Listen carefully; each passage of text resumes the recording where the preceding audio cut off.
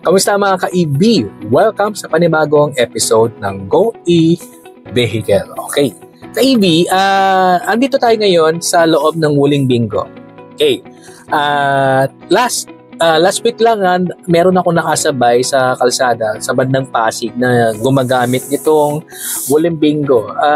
Okay, sabi ko ang ganda kasi ang nakasabay ko doon ay ganitong kulay. Ang kulay po ng ating po sinasakyan ngayon ay two-tone, cream, tapos top black. So, medyo may pagka-sporty at nauuso na po ngayon yung top black, di ba?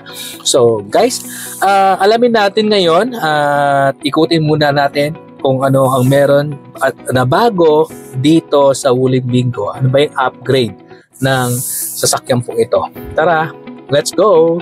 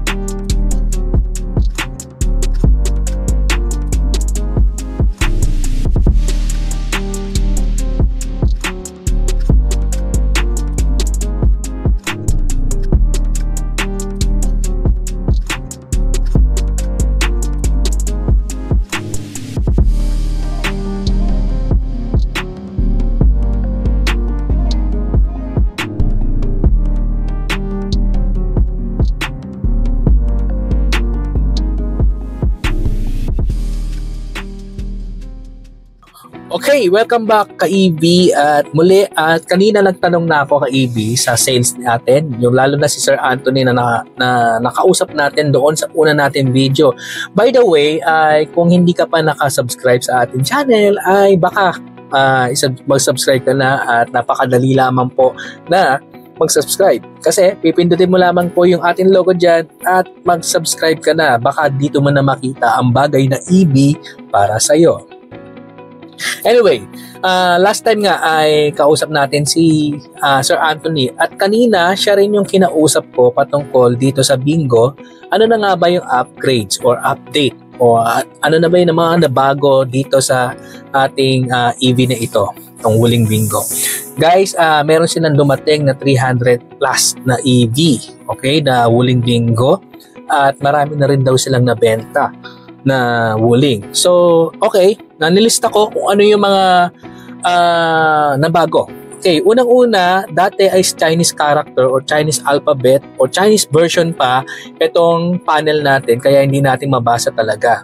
So ngayon, ka-EB ay nababasa na natin kasi naka-English language na or English alphabet na ang ating pong nababasa dito. Okay?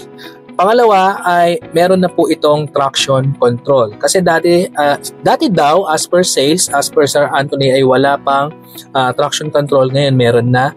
At wala din siyang auto hold before. At ngayon ay meron na daw auto hold. So napakahalaga na merong auto hold.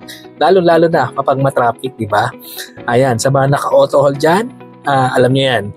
Okay, isa pa, na bago o upgrade ng ating pong Bingo ay yung kanyang top speed. Before, ang kanyang top speed ay 105 lang ang kanya pong pinaka top speed. So ngayon ay mas tumaas pa, 125 na po ang top speed po ng EV na ito, itong Bingo. So pagdating naman sa kilometers ng range ay pares lang at 333 kilometers pa rin ang kaya niyang itakbo. Okay? And of course, ang maganda daw dito, katulad nga ng sinabi ko kanina, ay ito pong ating pong Wuling Bingo na sinasakyan ay naka-top black tapos cream na may pagka-white konti lang yung pagka-cream niya na ang angas ng dating. Okay? Ang ganda ng dating, medyo parang naka-sporty na o naka-sporty na ang datingan nitong ating Wuling Bingo. At kapag ito nakita niyo ng personal, tiyak ako ay magigiliw kayo kasi maganda ang kinalabasan. So meron din itong blue-white combination and green-white combination. Okay, ka-EB, ano pa ba yung bago? Ito ka-EB. Ito yung pinakahuling binago nila. Ang presyo. Okay? Before po, na noong bago pa po, pre-order pa lang po ang ating pong Wuling Bingo, nung ating pong ni-review sa may MOA, panoorin niyo po yung ating pong review doon. Nasa video section lang po. Type nyo lang po is Wuling Bingo. Alright, nung dati ay pre-order pa ay 996,000 pesos po ang variant na ito. So, kumbaga mas mababa kasi nga pre-order, no? And ngayon, ka-EB ay ang nakalagay dito is 1,083,000 pesos na po ang Wuling Bingo. So, guys, ayan, tumaas ng konti o lumagpas na ng 1 milyon ang ating pong Wuling Bingo. Yan po ang update, upgrades, and latest dito sa Wuling Bingo natin. Sa mga hindi pa mo nakasubscribe, please subscribe na po sa ating pong channel. Baka dito mo na makita ang bagay na EB para sa iyo, ka-EB. Let's go!